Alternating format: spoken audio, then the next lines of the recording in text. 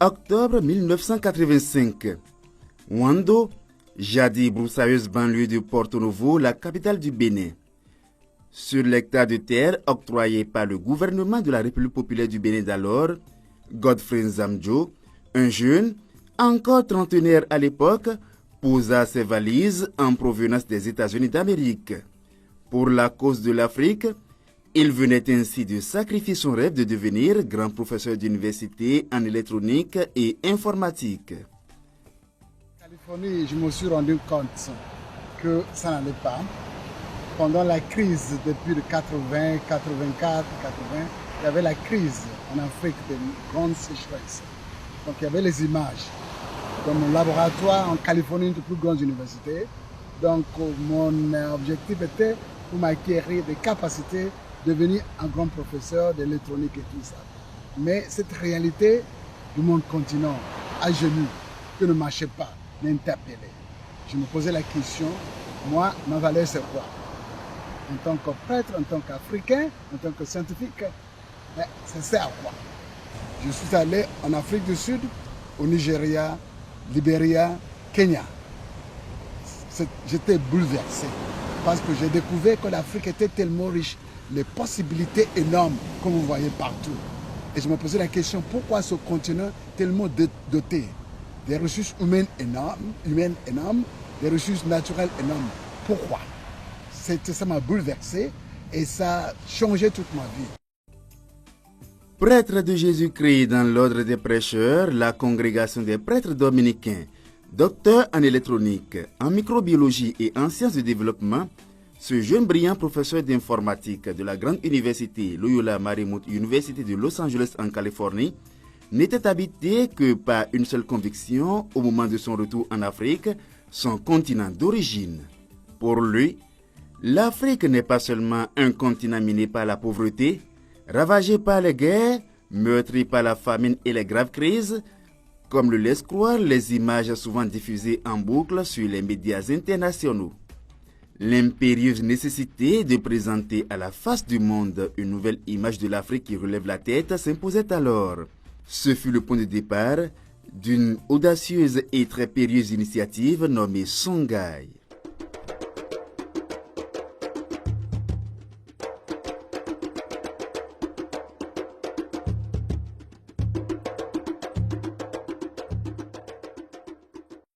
Donc Songhai, c'est une combinaison de notre histoire, l'appel à la dignité. L'Afrique connaissait de grandes civilisations. L'Empire Songhai était comparable à n'importe quelle civilisation, que l'Afrique existait fortement. Les plus grandes universités d'ailleurs étaient en Afrique, Timbuktu. Il y avait les mathématiques digitales, il y avait le commerce, tout ça. Il y avait l'Afrique connaissait ça. Mais c'était cassé. Mais on peut le retrouver. Donc voilà, le nom Songhai, c'était pour un recours à l'histoire. Projet de société porté par le frère Nzamdjo, soutenu par un groupe d'Africains et d'amis ayant foi en leurs capacités et agissant pour créer la richesse socio-économique, l'initiative Songhai repose sur la formation, la production et la recherche en agriculture intégrée et durable. Une agriculture compétitive qui inscrit l'homme au cœur des actions et qui, surtout, est basée sur l'utilisation des ressources locales disponibles dans le strict respect de l'environnement considéré ici comme un partenaire.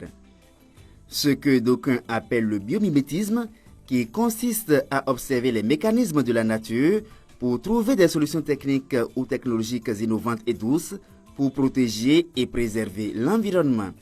En clair, il s'agit de danser avec la nature. Le problème qui m'a amené en Afrique, c'était la sécheresse, c'était la faim. J'ai dit, on ne peut pas démarrer sans l'agriculture. Mais l'agriculture, c'est pourquoi on a copié l'agriculture occidentale. C'était largement chimique. Or, l'agriculture devrait être biologique. Mais on a tué les forces africaines, la force biologique dans le sol avec les produits chimiques. Donc pour nous, il faut reconstituer ça. Et si on fait travailler ensemble la nature, on le laisse créer l'ambiance, la nature va répondre. Donc pour nous, l'agriculture devient vraiment l'intégration de toutes les forces, que ce soit la force de l'eau, la force du soleil et les forces biologiques dans le sol et travaillent ensemble pour créer la richesse. Pour que l'agriculture, donc le secteur primaire, participe efficacement à la création de la richesse et joue pleinement son rôle de moteur pour le développement socio-économique, il est non seulement nécessaire, mais aussi indispensable de lui associer les secteurs secondaires et tertiaires et de les développer conjointement. Le modèle de développement prôné par l'initiative Songhai en fait une règle. Ainsi, dans le secteur primaire, des initiatives agricoles économiquement viables sont-elles développées à travers le système de production intégré. Une parfaite synergie entre la production végétale, la production animale et la pisciculture, de sorte que ce qui est sous-produit, donc déchets dans une section, devient matière première dans une autre section grâce au recyclage. Car à Songhai, rien ne se perd, tout se transforme. Voilà les principes de synergie, les principes de recyclage qui sont la base des activités de Songhai aujourd'hui. Avec ça maintenant, l'Afrique peut relever. C'est à la portée de tout le monde. Le recyclage, vous voyez partout, on recycle tout. C'est pas donc tout ce que les gens ne veulent pas, c'est ça qui devient les inputs, les intrants dans la production. On appelle ça low input production. C'est ça la force aujourd'hui. Donc comme ça peut se faire partout. Ici, ce concept est appelé ZERI, Zero Emissions Research and Initiative, c'est-à-dire production totale zéro déchet. La production du biogaz et l'installation d'un gazéifieur s'inscrivent parfaitement bien dans cette logique. Le secteur secondaire, lui, à Songhai, comprend l'agro-industrie et la section mécanique-fabrication.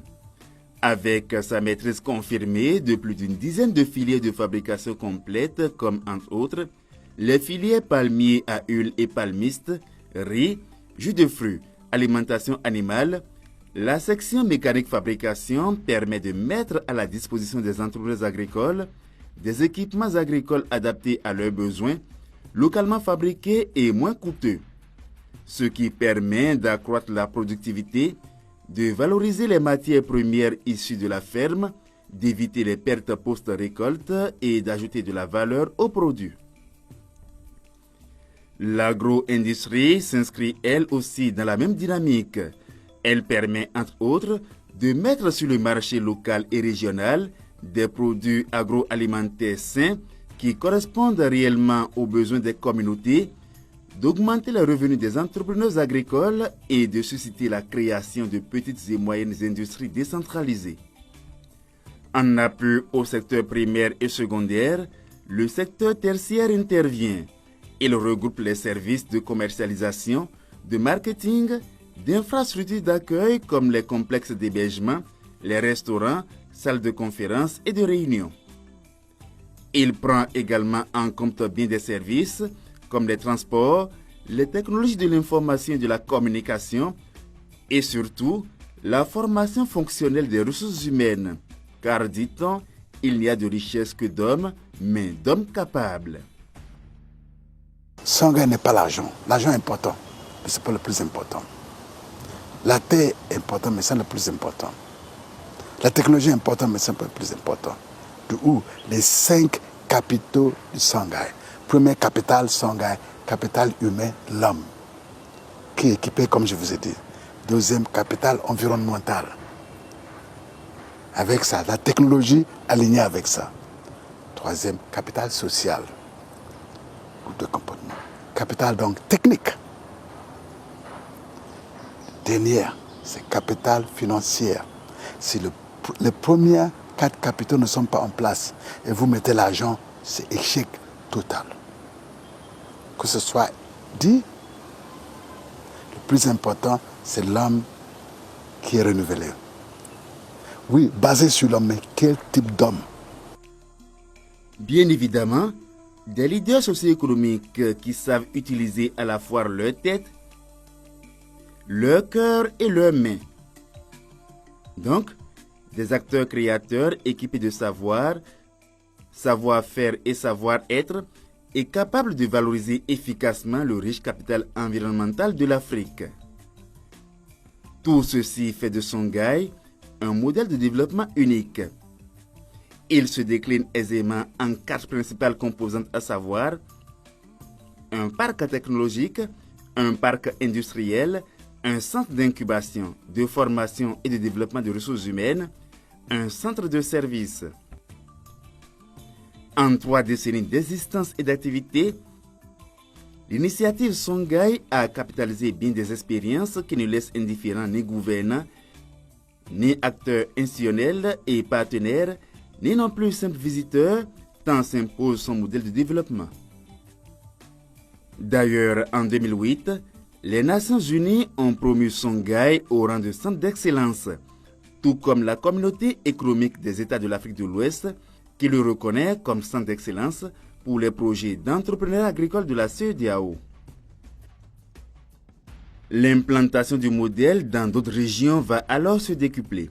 Au Bénin, en dehors des sites de Savalou, de Parakou et de Kinwedji, Songhai est désormais présent dans bien d'autres localités, aussi bien par ses propres initiatives qu'à travers le projet de promotion de l'entrepreneuriat agricole pour la transformation socio-économique des zones rurales au Bénin. Au-delà des frontières du Bénin, le modèle Songhai trône fièrement dans plusieurs États de la République fédérale du Nigeria. Dans le cadre du projet régional Songhai, il est prévu qu'il serait répliqué dans plusieurs autres pays sur le continent.